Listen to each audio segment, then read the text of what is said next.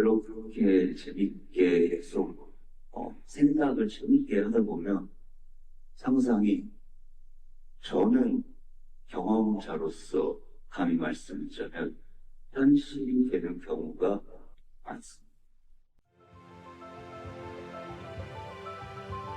가수 지드래곤이 한 인터뷰에서 이런 말을 했습니다. 재밌어요. 여러분들도 그렇게 재밌게 살았으면 좋겠고, 그렇게 재밌게 생각을 재밌게 하다 보면 상상이, 저는 경험자로서 감히 말씀드리지만 현실이 되는 경우가 많습니다. 당연하고 간단해 보이는 말입니다. 그런데 이 한마디에는 끌어당김의 법칙이 흔히 놓치고 있는 아주 중요한 지점이 정확하게 담겨 있습니다. 오늘 이야기와 함께 볼 책은 데이비드 호킨슨의 놓아버림입니다. 붙잡을수록 멀어지고 놓을수록 가까워진다는 이 책의 핵심 원리를 오늘 지 드래곤의 말과 함께 풀어보겠습니다. 끌어당김의 법칙은 흔히 원하는 것을 상상하면 이루어진다고 알려져 있습니다. 하지만 정확히는 다릅니다. 상상 그 자체가 아니라 그 상상을 하는 우리 마음의 상태가 현실에 반영되는 것입니다.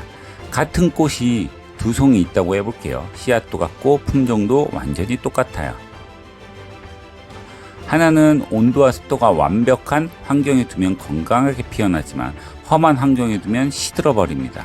우리가 어떤 꽃을 원하든 결국 그 꽃에 맞는 환경이 결과를 좌우합니다. 당신은 부자 됩니다. 당신은 이미 시작했으니까요. 안녕하세요. 하와이 모닝커피입니다. 다시 이야기 속으로 들어가 보겠습니다. 여기서 꽃은 우리가 마음속에 품은 목표이고 환경은 우리 마음 상태입니다. 즉 무엇을 원하느냐보다 그 목표를 품은 마음 상태가 어떤지가 결과를 결정합니다. 많은 사람들이 끌어당김의 법칙이나 상상 테크닉의 효과를 보지 못하는 이유도 여기 있습니다. 어떤 테크닉을 쓰느냐가 중요한 게 아니라 그 테크닉을 행할 때의 마음 상태가 훨씬 더 중요하기 때문입니다. 마음의 상태는 크게 두 가지로 나뉩니다. 이완과 수축입니다. 이완된 마음으로 목표를 바라보면 그 방향의 현실이 펼쳐지고, 수축된 마음으로 바라보면 원하지 않았던 그 반대 방향의 현실이 펼쳐집니다. 이걸 판단하는 건 어렵지 않아요. 싫어하는 사람을 만나면 마음이 곧바로 수축됩니다. 친한 친구와 함께 있으면 마음이 바로 이완됩니다. 지금 당신이 무언가를 바라보는 상태에서 집착, 초조함, 불안이 느껴진다면 그건 마음이 수축된 상태입니다.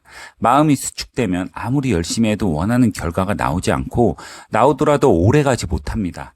왜냐하면 우리 행동은 결국 마음의 상태를 따라가기 때문입니다. 수축된 마음은 수축된 행동과 선택을 낳고 그게 다시 수축된 결과를 만들어냅니다. 과학적으로도 스트레스는 만병의 근원이라고 하죠.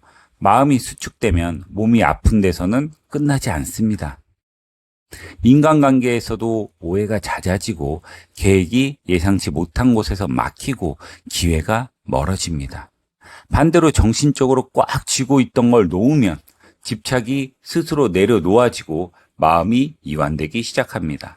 그러면 문제라고 여겼던 것들이 하나둘 사라지고 인생이 다시 풀리기 시작합니다. 이해하기 쉬운 예로 꿈을 들어볼게요. 현실처럼 꿈속 세상도 결국 우리 의식의 반영입니다. 속이 불편하거나 걱정이 있다면 안 좋은 일들을 생각하며 잠들면 꿈속에서도 안 좋은 일들만 펼쳐집니다. 현실도 결국 의식이 만든 또 다른 꿈이라면 똑같은 원리로 작동하는 겁니다. 인생에서 안 좋은 일만 계속 생긴다면 물리적으로 그 문제를 해결하려 애쓰는 것도 좋지만 그보다 먼저 지금 쥐고 있는 집착을 내려놓고 마음의 공간을 허용해 주는 게 우선입니다. 그러면 현실이라는 꿈도 훨씬 평온한 꿈으로 바뀌게 됩니다.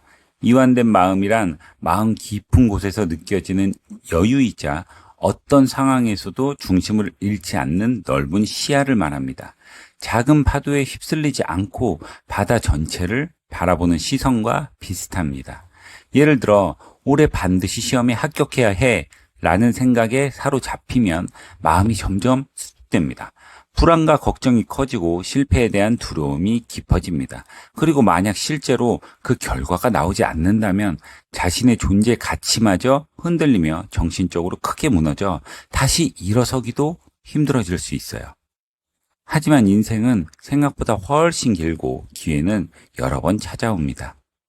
떨어지면 내년에 다시 보면 되지 라고 스스로를 관대하게 대하면 마음의 공간이 생기고 오히려 원하는 결과를 얻을 가능성이 커집니다. 다시 지 드래곤의 말로 들어가 볼까요? 재밌게라는 단어가 무려 5번이나 반복됩니다. 지 드래곤은 상상을 하되 무겁지 않고 재미있게 하면 현실이 되는 경우가 많다고 말했어요. 이건 이완된 마음 상태 그 자체를 말하고 있는 겁니다. 비슷한 말을 한 사람이 또 있습니다. 김연아 선수. 2014년 소치 올림픽으로 떠나기 전에 그녀는 이렇게 말했어요.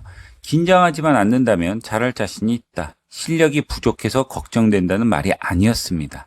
관건은 오직 마음이 얼마나 이완되어 있느냐였다는 겁니다. 이 원리를 인간관계에서도 똑같이 작동합니다.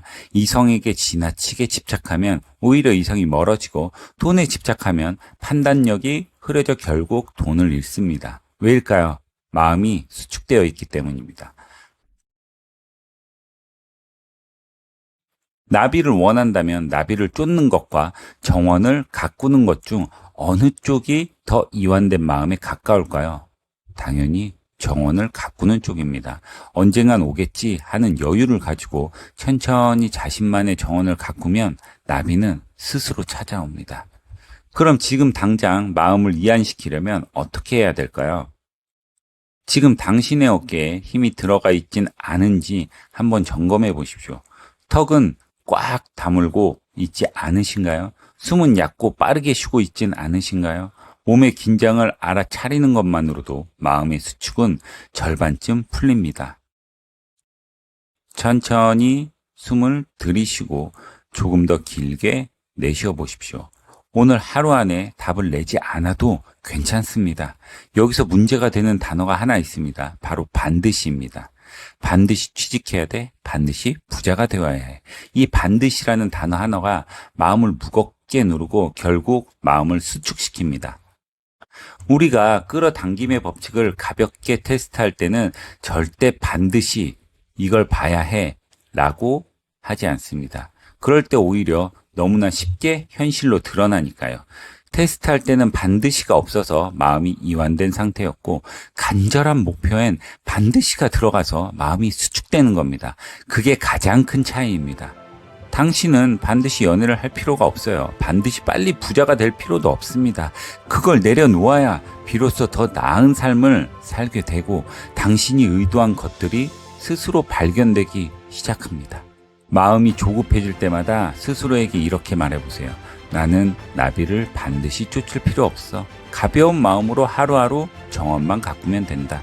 그러면 나비는 스스로 찾아온다. 돌이켜보면 지드래곤도 김연아도 결국 같은 이야기를 하고 있었습니다. 잘하고 싶다는 마음이 잘못된 게 아니에요. 다만 그 마음에 반드시라는 단어가 붙는 순간 우리는 스스로 마음을 수축시키고 있다는 걸 기억하시면 됩니다. 오늘 하루 당신이 붙잡고 있는 목표 하나를 떠올려 보십시오. 그리고 그 문장 앞에 붙어 있는 반드시를 조용히 떼어보세요. 그것만으로도 충분합니다. 지금 댓글에 내가 붙잡고 있는 목표 하나를 반드시라는 단어를 빼고 한 줄 적어 주십시오. 그게 우리 목표를 이루는 시작입니다. 오늘 준비한 얘기는 여기까지고요. 구독과 좋아요 부탁드리고 관련 책자는 유튜브 설명란에 링크되어 있습니다. 꼭 한번 봐주시고요. 지금까지 하와이 모닝커피였습니다. 커피 한잔 하세요.